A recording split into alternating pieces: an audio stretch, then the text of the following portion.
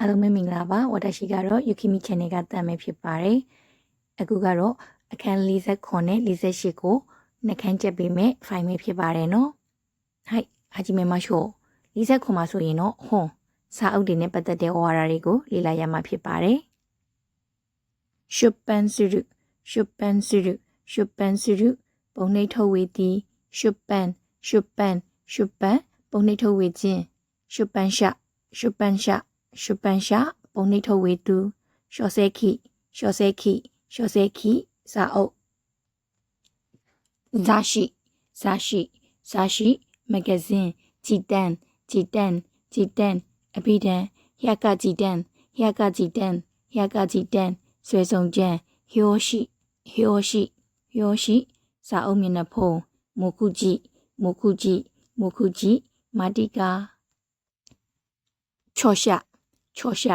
ချောရှစာရေးစရာဟိရှဟိရှဟိရှစာရေးသူကန်ခိုကန်ခိုကန်ခိုစာမှုအင်းယောစုရုအင်းယောစုရုအင်းယောစုရုကိုကားသည်အင်းယောအင်းယောအင်းယောကိုကားခြင်းဟိုက်အခုဆိုလို့ရှိရင်အခန်းလေးဆက်ခွန်မှာစက်တလုံးပဲပါတာမို့လို့အခန်းလေးဆက်ရှိကိုဆက်သွားမယ်နော်အခန်းလေးဆက်ရှိမှာကတော့ခိုတိုးပါဝေါ်ဟာရစကလုံးနေနဲ့သက်ဆိုင်နဲ့မီနစ်နီကိုကျဲရမှာပါဂော့ဂော့ဂော့စကလုံးဘာသာစကားခုခုခုပုတ်စုစကစုရှုဂော့ရှုဂော့ရှုဂော့ကတာမဲရှိမဲရှိမဲရှိနန်းဒိုးရှိဒိုးရှိဒိုးရှိကရိယာ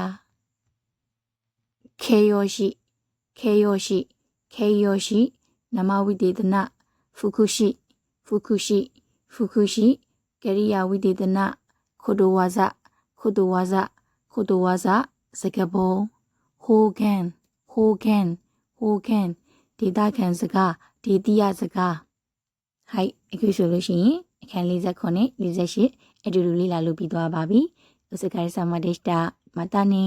တကူတကအချိန်ပြီးတော့အတူတူလိုက်ပြီးလေ့လာပေးတဲ့သူတယောက်ချင်းစီတိုင်းကိုကျေးဇူးအများကြီးတင်ပါတယ်နော်